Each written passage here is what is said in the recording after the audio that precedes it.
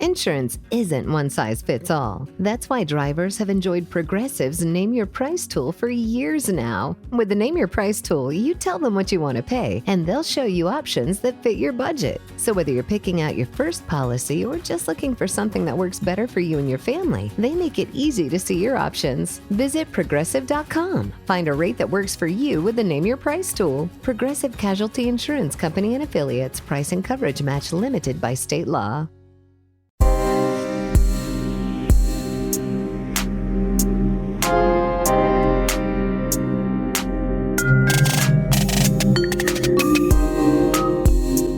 Hi, welcome to Vanished Voices. We're your hosts. I'm Jenna. And I'm Shannon. All right, Shannon, it is just past 2:30 in the morning on June 15th, 2021, in a small community on the Navajo Nation called Sweetwater.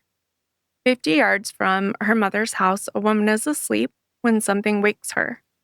Someone's breaking in, not next door, her house. So she calls 911. Nobody comes. While she's still awake from the scare she just had, she sees something that doesn't make sense. Her mother's truck pulling out of the driveway. It's a gray truck, a little beat up, has a tailgate that never quite closed right. It's the same truck her mother has driven every day for 16 years. And her mother does not drive at night. Everyone who knows her will tell you that. She's careful, she's cautious. She doesn't so much as turn the porch light off. This woman tries calling her mother by phone. No answer. So she calls 911 again. This time, officers come. By the time they arrive, the house is quiet, the truck is gone, and so is 62-year-old Ella Mae Begay. 5 years later, that truck has never been found, and neither has she. This is the story of what happened to Ella Mae Begay and the family who refused to let her become just another name on a list. Ooh, do you think it was her mom trying to get into her house? No. Okay. But I do think it was the person that took Ella Mae. Okay. Ella Mae Begay lived in Sweetwater, Arizona, which is this small, remote community tucked into the northern edge of the Navajo Nation. It's close enough to see where Arizona, New Mexico, Utah, and Colorado all meet at a single point, otherwise known as the Four Corners. You gotta say Four Corners. Four Corners. This isn't a place you pass through. It's a place you have to mean to go to.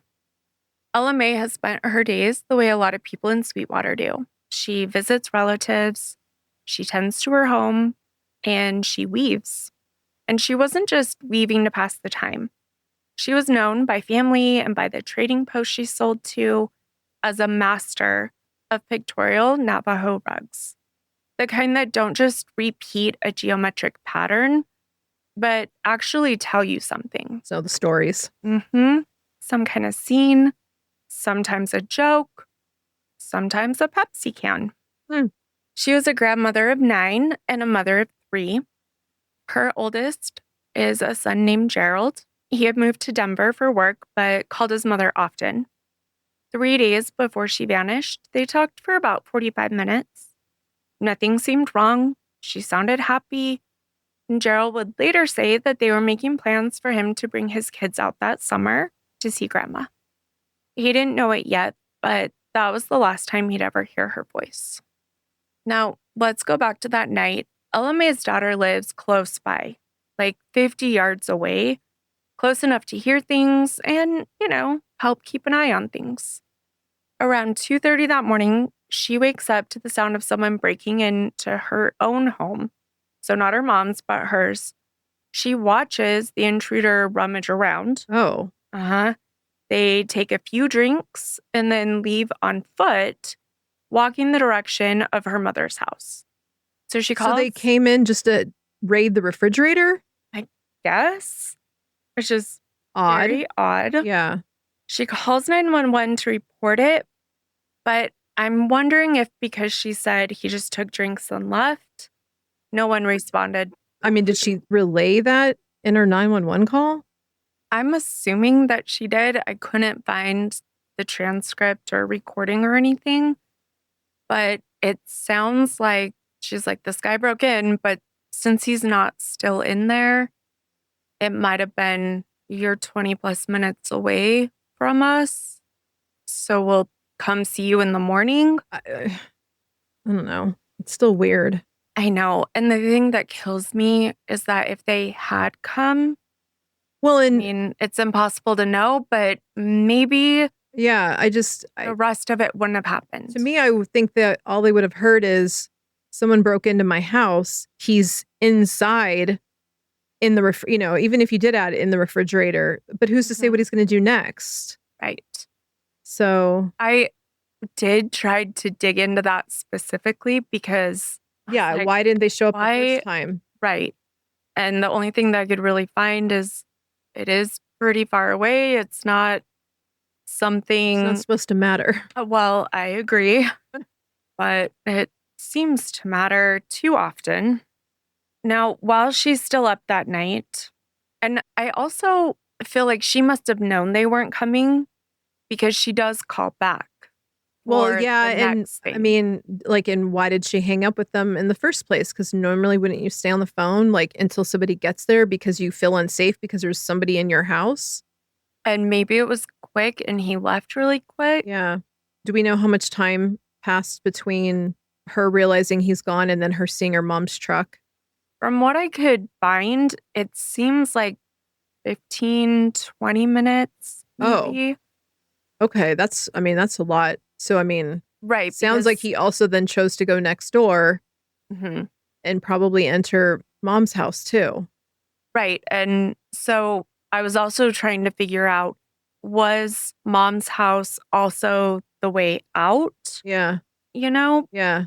But I don't know. I feel like if I lived that close to someone, I would be calling them right away Yeah. just to make sure, my mom, make sure she's okay. Yeah, like, hey, somebody just broke in. Are you Right. I don't know. Yeah, Are that you is awake? Are weird. you okay? Or are they trying to get into your house now? I mean, Mm-hmm. Or did they leave? Now, there is a possibility. were they in like a neighborhood? Were there other neighbors besides her and mom, or it's just her and mom? It kind of seemed like it was, Like a neighborhood? like rural areas where you're in a neighborhood, but you're all still kind of. Spread out. Yeah. Okay. Yeah. I couldn't find the exact address to get I mean, because that makes me wonder, are you going to call your other neighbors? Be like, hey, someone just broke in. Are you guys okay? Did they try to break into your house too? Mm-hmm. I would maybe be hesitant, but also if we are that close, I would probably be calling them as well. Just Yeah, because heads up. you're in a rural area, so it's kind of the whole neighbors looking out for neighbors thing, and I'm assuming she knows everybody. Now, there is the possibility that she recognized him, but I'm not for sure. Mm. And I didn't see that anywhere, Hmm. but you'll see why, Okay. which maybe might have made her think it wasn't as dangerous as it was. Okay. Yeah, I mean, if you recognize them, that changes the narrative as well.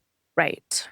So sometime later, and from everything I could find, it seems like it was 15, 20 minutes. Her adrenaline's going. She's still awake. That's when she sees her mom's truck pulling out of the driveway and heading down the road. And everyone who knew Ella Mae will tell you the same thing. She didn't drive after dark. She was not someone who drove at night. She just didn't. And this is when she tries calling her mother. No answer.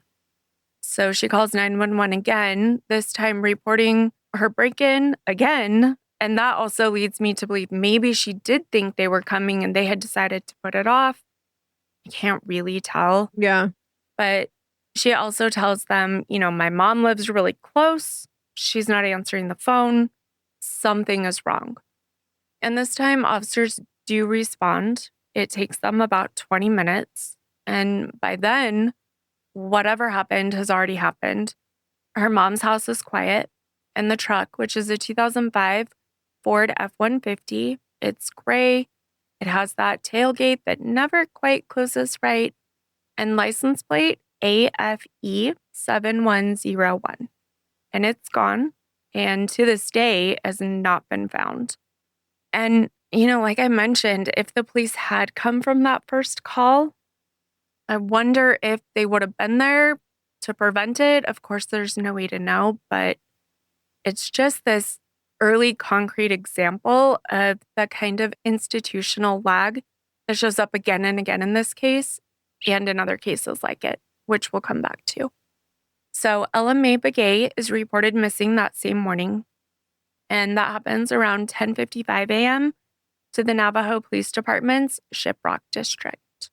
Law enforcement and community volunteers conduct a grid search of the area around her home almost immediately. They find nothing. They don't see any sign of a struggle beyond what her daughter described.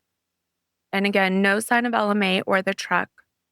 And in hindsight, this is the moment the case gets defined by two things that will follow it for the next 5 years. One, how fast her family moved. And two, how little law enforcement had to work with. Because right away, within days, they will have a name, but knowing who and proving what happened would turn out to be two very different problems.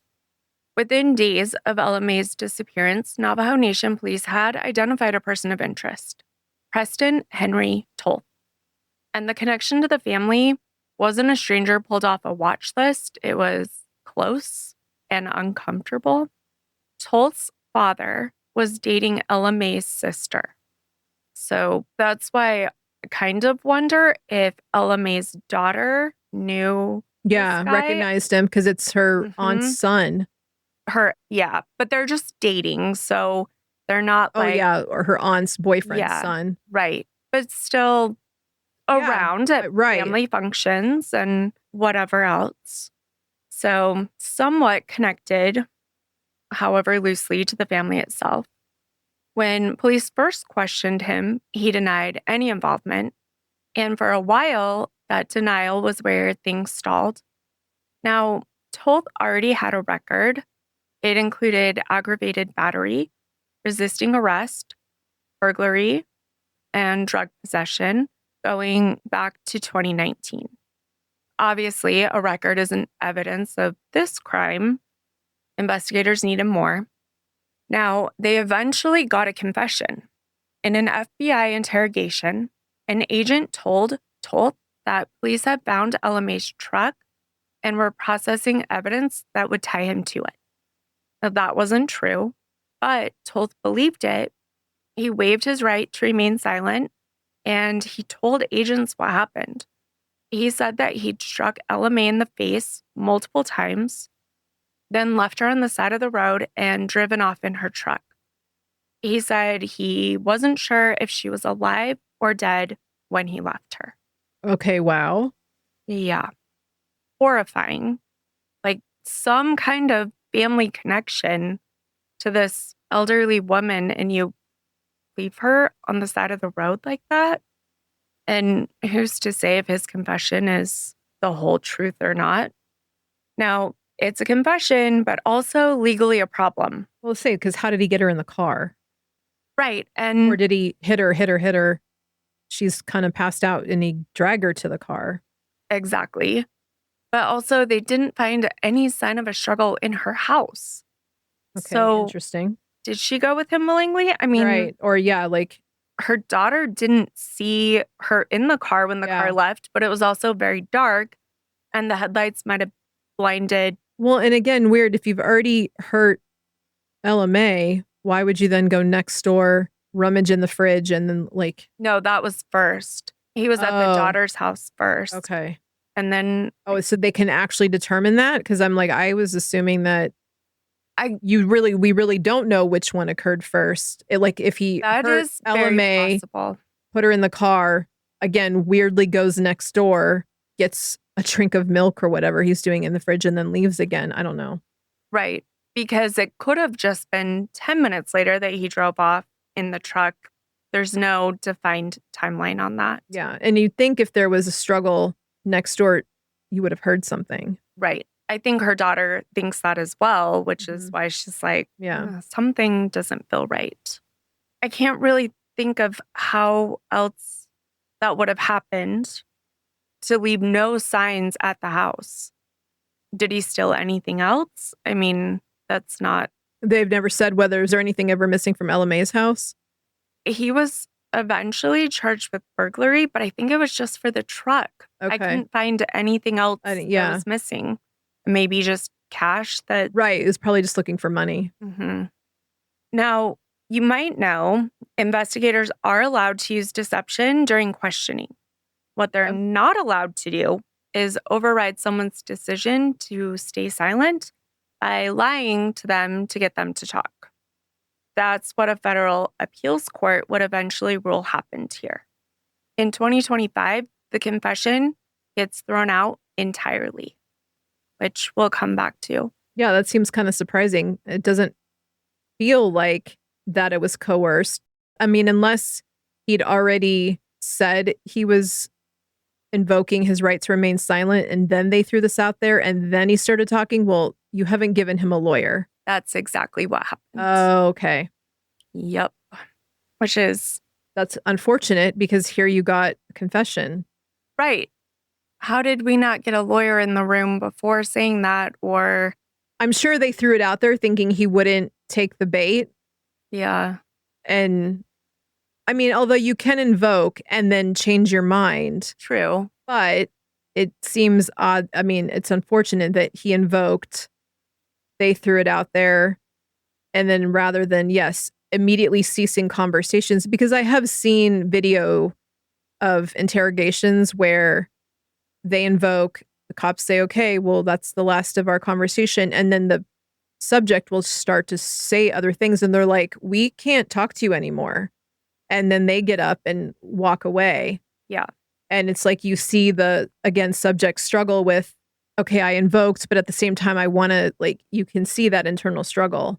But they get up and walk out. They're like, okay, I guess this conversation's done. Mm-hmm. And then it seems like it's, even though they've invoked, they still try to keep talking, at least to find out what the police know. And they're just like, I can't answer that question now that you say you don't want to talk to me. But they can say, I'm waiving my right, but Yeah. they have to use those kinds of Yeah. words. They can't just start talking Right. now. Right. I actually listened to a case this weekend where the person had waived their right and police just kind of put out, this family really wants to know more about what happened. And the person said, okay, I take it back. I will talk to you. Mhm. And then confessed to a totally different crime that he wasn't on the radar for. And so the original case is still unsolved, Oh, wow. but they got him for another one. Huh. Very odd. Now, investigators found very little.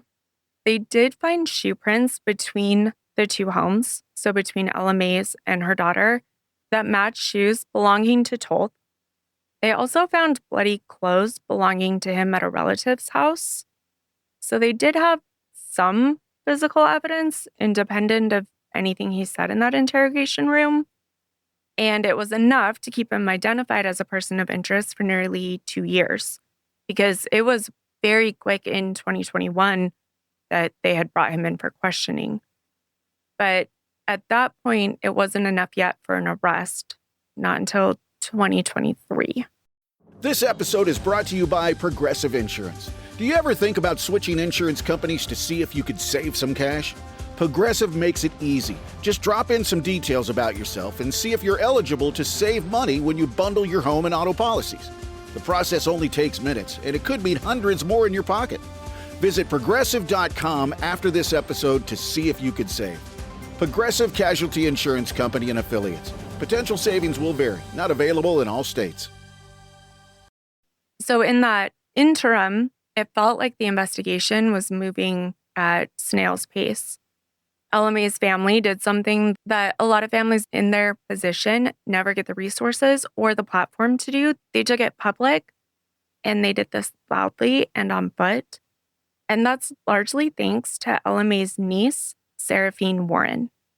In June of 2022, on the 1-year anniversary of her aunt's disappearance, Seraphine walked 120 miles from Sweetwater to Window Rock, which is the capital of the Navajo Nation, to get in front of tribal leaders directly. Now, that walk was just the beginning.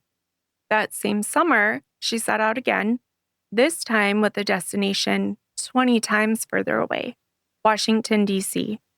So 2,400 miles on foot from her aunt's front door to the steps of federal power. Seraphine carried a prayer staff strung with colorful ribbons.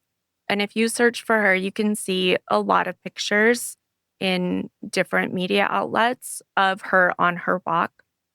Each one of the ribbons, she said, was inscribed with the name of someone else's missing loved one.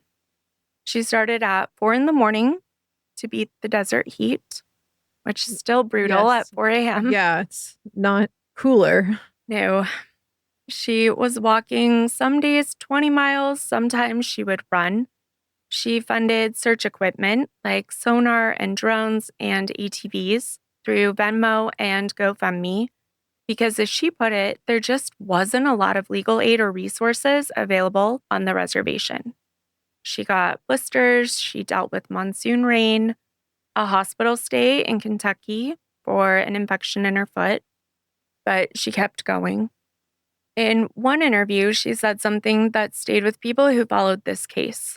She said, quote, "I really didn't think that my aunt being missing would correlate with everything that I'm doing. She wasn't an activist before this happened to her family. She became one because nobody else was going to do it." And it's impossible to talk about this walk or to research it without talking about timing. In September of 2021, just 3 months after Ella Mae vanished, a very different missing persons case was dominating headlines everywhere. Gabby Petito, 22 years old, missing during a cross-country band trip, and within weeks, her case had saturated national news. Her remains were found in Wyoming. There was a nationwide search, a media frenzy, congressional attention. Seraphine watched all of that happen in real time, while her aunt's case barely registered outside the Navajo Nation.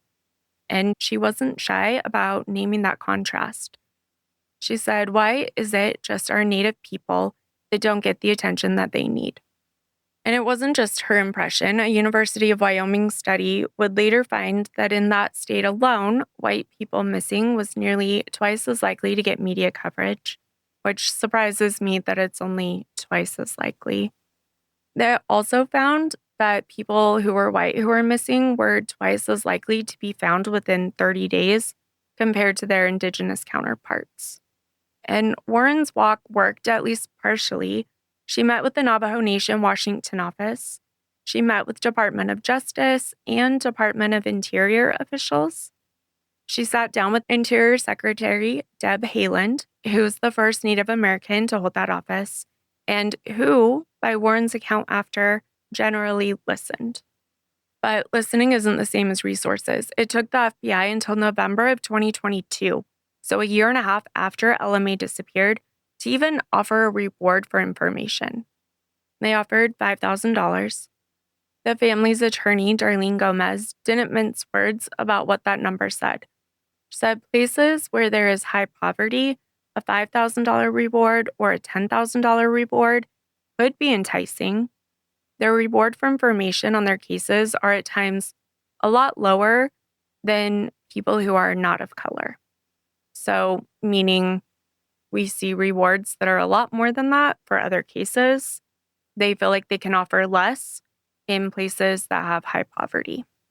And beyond Seraphine, other people quietly kept looking too. Search and rescue volunteers like Bernadine Bale, who founded a group called Four Corners Canine Search and Rescue. She founded this specifically because law enforcement resources on the reservation were just stretched too thin to cover any kind of canine search and rescue units. None of this brought Ella Mae home, though, but it did keep her story in the news a little bit more than so many others are. Now, nearly 2 years after Ella Mae vanished, the case finally moved from person of interest to something more. On April 3rd, 2023, Preston Henry Toth was arrested. 3 days later, a federal grand jury indictment was unsealed. He was charged with assault resulting in serious bodily injury and carjacking resulting in serious bodily injury. And together, those charges carried a maximum of 35 years in prison. At his detention hearing, which was in Flagstaff, Prosecutors laid out what they had. They had the shoe prints matching Toth found between the two homes. They had the bloody clothing recovered at a relative's house. And what I couldn't find with that is if they did DNA testing on it. Because to me, if we had 2 DNA profiles there, that feels like a lot more evidence than just bloody clothing. But I couldn't find any mention of if they had done testing. Yeah. I also want to know whose house it was found at and if they were interviewed and what their stories looked like. But the judge determined that he was dangerous and no conditions of release would guarantee community safety. Keep that in mind. He, at the time, would remain in custody. Ella Mae's family was in that courtroom. Her son, Gerald, was emotional and upset, according to those present. Seraphine was there too. And at some point during the proceedings, Gerald did something a lot of us would find almost unbearable. He spoke directly to the man accused of taking his mother. He asked him to please tell them where her body was. Attorney Darlene Gomez later said that Seraphine echoed that request. They told Toth that showing remorse meant telling the family where Ella Mae's remains were, because he is the only one who knew, and he refused to answer. Does the family know at this point that he had previously confessed? I believe so. Okay. And I think that's why they're asking him Like where she is. Where? Yeah. Where did this happen? How long was she in the car with you? Let us go to that place. Like, at this hearing, he pleaded not guilty and they set a trial for that May, which, of course, like so many, didn't happen on that timeline. And then came a serious blow to the prosecution's case. This is when the federal appeals court ruled that the 2021 confession, the one where he admitted to beating Ella Mae and leaving her on the side of the road. Which, did they find her truck? No, not to this day. Where is it? Yeah, that's interesting as well. Mm-hmm. That's why we have the license. I mean, because now I'm like, is she still in the truck? And he dumped both. Very possible. And didn't actually leave her. Mm-hmm. It is always wild to me when a whole car is just missing. Yeah, because I mean, even those aren't easy to sink in a body of water. And you would, considering we're in drought stages, you know, I mean, we've seen what 5, 6 bodies come up in Lake Mead in Vegas. Yes. So I mean, I know Lake Powell out here is very low. So if you're going to try to put it in water, it's not really the best place to put it now with the drought and how much the waters are receding everywhere. Colorado River's lower than it's supposed to be. And why are you stealing her truck with her in it to not even keep the truck? What was the whole point? I mean, none. Also, how did you get there? Yeah. If you then take a truck, how did you get there? I mean, that screams drugs, you know, not thinking clearly. Yeah. I couldn't find how close his dad, who it sounds like he was staying with dating at the time, lived to Yeah. her. But I mean, I feel like if it was next door when she called police, she would have said who. Right, exactly. If you recognized him, Right. you would say. And maybe you're trying to stay hidden during that whole thing. I'm not sure. Now, the appeals court ruled that the confession only happened because an FBI agent lied to him and that he'd invoked his right to stay silent before that happened.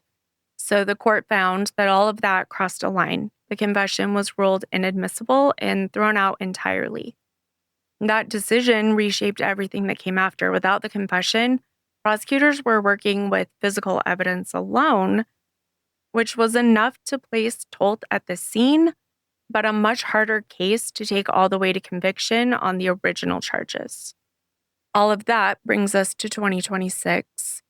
On January 29th, Toth appeared before a federal judge in Phoenix and pleaded guilty, not to assault, not to carjacking, but to a single count of robbery.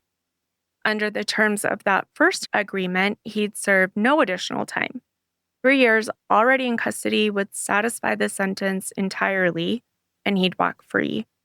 Gerald, Ella Mae's son, called it a slap on the wrist. I mean, yeah, that's a plea deal. Right, especially when he did confess. Like, I mean, understand. they can't use it. Can't. And I get that, okay, a bloody shirt. I mean, but I'm trying to think of what the defense would say. I mean, there's no way around it. You're still putting yourself there at the scene. Even if you try to introduce like the other person, oh, it was somebody else. You're still an accomplice. You still haven't told, hey, we were just going to rob this place. And then my partner, you have to name a suspect. Mhm.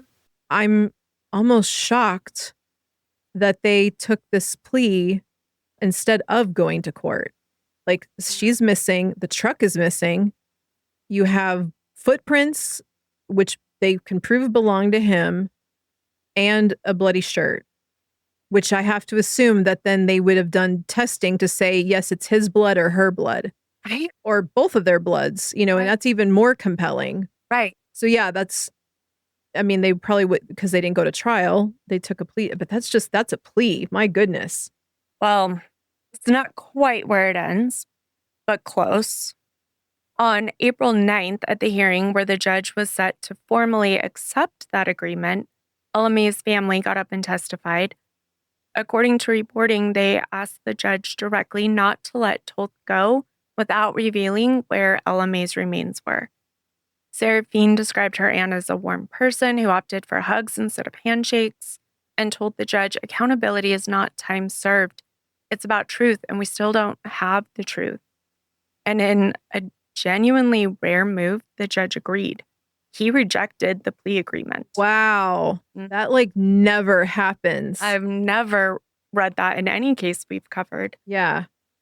The judge called it overly lenient. Yeah. So Toth would now face trial on the original carjacking and the assault charges, with a trial date not yet set. And it didn't stay that way for long. 1 week later, on April 16th, Toth entered a second guilty plea, again to robbery, but under new terms. This time up to 5 years with credit for the 3 already served, and the assault charge dropped. What? It gets worse. There's a clause protecting him from ever being charged with murder or manslaughter in connection with Ella Mae's case in the future, even if her remains are eventually found. Come on. Isn't that the most outrageous thing? There had to be other evidence. Where was his phone? The only way I would say that is acceptable is if he then says where she is. Yep. And that's he crazy. won't. He hasn't. They still can't find her remains or the truck. On May 8th, the judge accepted that version. So Toth was sentenced to 5 years. In court, his attorney said he'd shown officers where he believed he'd left Ella Mae. He acknowledged robbing her, though he had no further information about her remains. Gerald in the courtroom again called the outcome a failure. Yeah, I have to agree with him. The prosecutor handling the case said, without a confession, this plea agreement was, in her words, the government's best attempt at securing a reasonable sentence. Yeah, I don't believe that either. There has to be something else. Can't we put in there, if you're never going to be charged with her murder, you have to say where you left her? I mean, we're talking second degree. Yeah. So there's no life and there's no death penalty. So at minimum, you're going to get either 15 or 20. Mm-hmm. And then throw in the parole conversation. But I don't know. I feel like you have this person. I mean, I guess there's no body. However, you have, I guess that's where, oh God, I see the struggle, but that just seems, well, and the fact that the judge accepted the clause. Right? That's wild. Can we leave that out and keep looking? Right. Footprints and a bloody shirt, especially once they test and say the blood does belong to not him. Mm-hmm. And, they can probably verify her blood type. Yeah. I mean, you've got sisters and kids, and there has to be a way. Yeah. Well, I mean, just probably medical records. I'm sure her blood type's somewhere. Something. I mean, she had kids, so that they're going to know. Yeah. That's how I know from having kids, is when I learned my blood type and I memorized it. So Yeah, especially when you're negative and have to get those shots. Exactly. It's a hard thing to sit with, this agreement that was accepted. It's the only person that's ever been named in connection with her disappearance. And he's convicted of robbing her and nothing else. And, not because investigators believe that's the extent of what happened, but because it's what they could prove without using the confession that would have been really great to get a different way. Now, here's where the story takes one more turn, and it's even worse.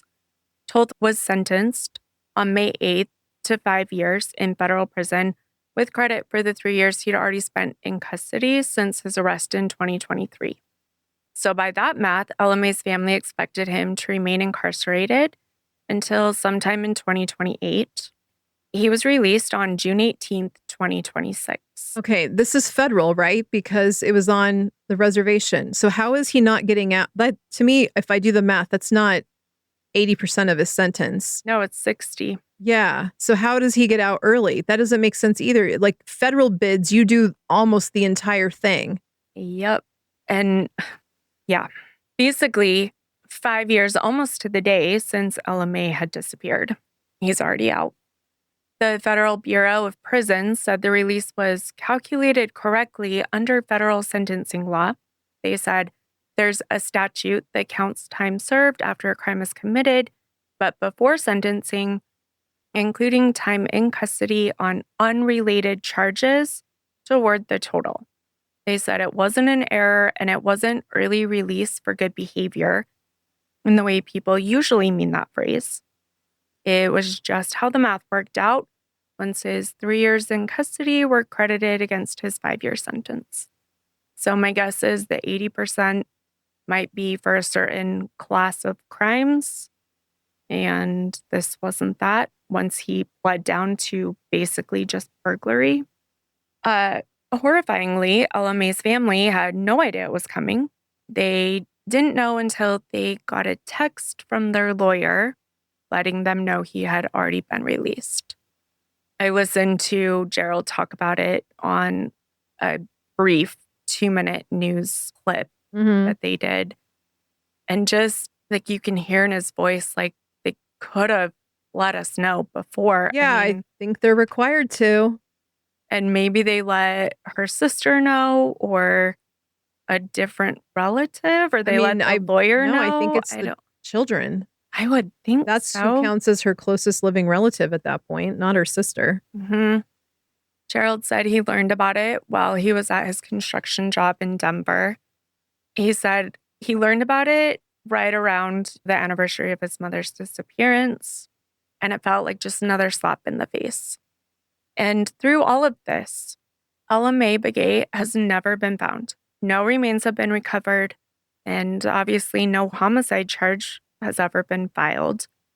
And now it doesn't seem like one ever can be. I mean, yeah, unless somehow they connect a second person to this event. Right. But it doesn't sound like there's ever even been one on their radar. No. And he certainly wasn't offering up another name. Even in his confession, he didn't say there was someone else with him. The Navajo Nation's public safety director said finding Ella Mae remains a priority for tribal law enforcement. But there's a real practical obstacle in the way. As long as the federal investigation stays open, tribal police don't have full access to the information that they've gathered under it. So one case, 2 separate systems, we're not sharing. Wow. Ella Mae's story didn't happen in isolation. It's worth zooming out for a minute. The pattern underneath her case is bigger than any one family, any one reservation. As of the most recent Navajo Nation police count, there were somewhere between 78 and 82 people currently listed as missing from the Navajo Nation alone. Some of those cases date back to the 70s. In 2022, the FBI's New Mexico Field Office released a list of 170 missing Indigenous people across the state, and Ella Mae's name was among that list. And that's just one state tracking one piece of a problem that researchers say is almost certainly undercounted. Because like we've talked about, you've got all of the jurisdictional issues, and we're not sharing data with each other consistently. Ella Mae's case doesn't stand alone in this sense either. There's Jamie Yazzie, a Navajo mother who went missing in 2019, not far from where Ella Mae vanished 2 years later. Her remains were eventually found on the Hopi Reservation, and her boyfriend was charged with first-degree murder. There's Dwayne Thomas, who's also missing from the Navajo Nation since 2011, so 15 years now. His family has spent well over a decade doing what amounts to their own private search and rescue operation. Law enforcement resources on tribal land are just stretched too thin to do those searches for them. And it's worth remembering that this isn't abstract for Ella Mae's case either. Her daughter's very first call that night, the one reporting the break-in before anyone knew what would happen next, went unanswered. And nobody's ever said that response, if it had come, would have changed what happened. But it's a small specific example of exactly the gap researchers are describing when they talk about this under-resourced tribal law enforcement. It's not usually one dramatic failure. It's calls that don't get returned, cases that don't get the first responder they should have. Minutes and hours that add up across thousands of cases, the same way it did in this one. There was a 2023 op-ed that was written the same week the world was transfixed by the search for the Titan submersible. So 5 men, extraordinary resources, round-the-clock coverage. The writer pointed out that in that same window, roughly 70 Native women and girls have been reported missing in Wyoming alone. And not one of those cases made national news. She wasn't arguing that the submersible search shouldn't have mattered. She was just asking why so few other things get to. And, the almost contradictory footnote to all of this, Ella Mae's case actually broke through in a way that most MMIP cases don't. Her story ran in newspapers from Alaska to Kentucky to Indiana, wire service pickups following Seraphine's walk that showed up, in a small town in Illinois, an update in Nebraska. And that's unusual. That's not nothing. It happened because one family member turned her grief into a 2,400-mile walk on foot.